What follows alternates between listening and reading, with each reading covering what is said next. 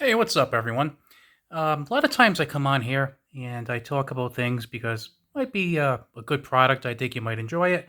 So I want to share the info with you. Found out something interesting, want to share it with you. Might make your life a little bit better, make you happy. I don't know. Today's a little bit different. I want to share how I've screwed up badly. And let me start by saying that this Beretta 92S and this Polish Radom P64 are both surplus firearms. This is an old Italian firearm. I believe it was manufactured in Italy in the late 1970s. The P64, if I remember correctly, might have been like early 70s or whatnot.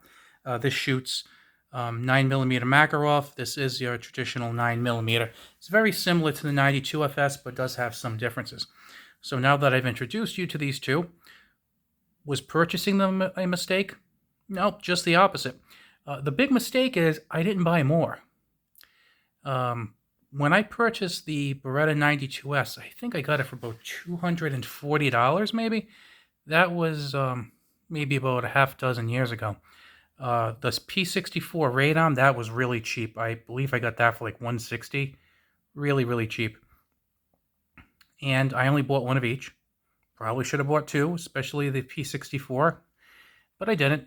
And since then, there have been a lot of other really good surplus firearms that I have been interested in, and I didn't buy. The one that kicked myself over the most was a Yugoslavian SKS. A couple of times I've seen them, and they were like $400, and I was waiting for them to go a little bit lower, because sometimes if you wait a little while after they come out, they'll go a bit lower.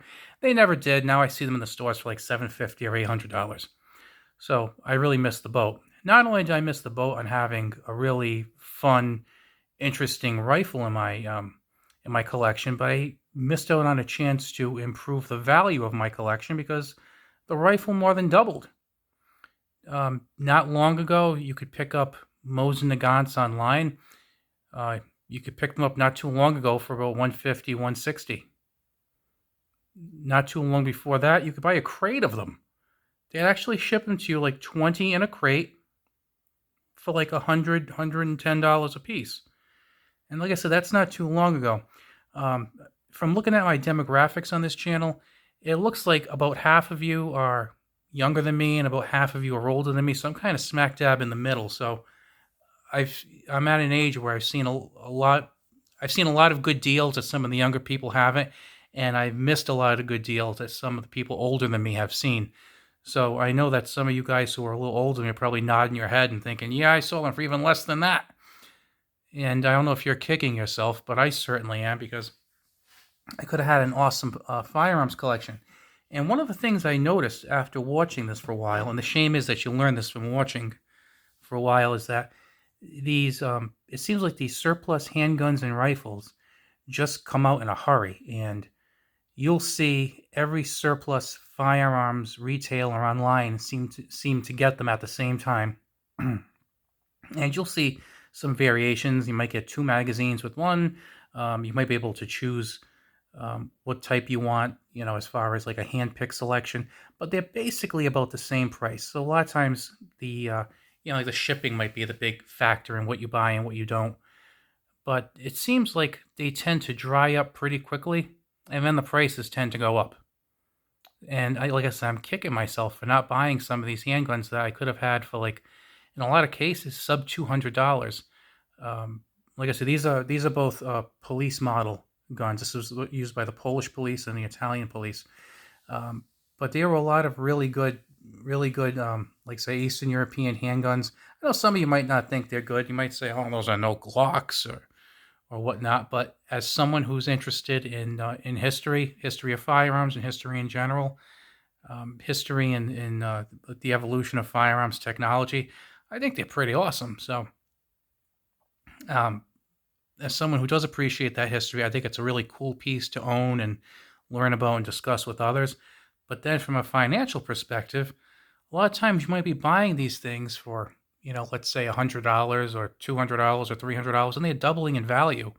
That's an asset. Right now, I got to be honest with you. I'd rather have a $200 gun in my safe rather than $200 hiding in the drawer, because that $200 is going to be worth about 150 probably in a year. That $200 gun might be worth 250. So I just lost 50 on the money and I just gained 50 on the handgun. So I think a lot of you might agree with that. If you are interested in certain type of assets that would be, fairly easy to liquidate, it's a good thing to have. If you have children, it's a good thing to pass on. So, I mean, at some point, the surplus firearms are going to be drying up. I actually think it's a lot drier now than it was in the past. So definitely check out online. Look at some of these firearms. If you're not really into surplus firearms, I would check them out. Go to a local store and see what they're all about. Um, like I said, I regret it. I if I had bought just half the handguns that I could have afforded, let's qualify it with that, and seriously considered buying, if I just bought half of them, I'd probably have like a collection of like 15 or 16 surplus just handguns. And like I said, it's not because I have a lot of money to throw at it, because I use the money on other stuff, but just that because a lot of them were so reasonable when they came out. It also helps that I tend to like a 32 caliber. A lot of them were 32 calibers, I noticed, which I kind of like. And then as far as some of the Eastern Bloc, you had a lot of Makarovs, and Makarov's a pretty cool round too, because it's pretty reasonable and it's not too hard to get.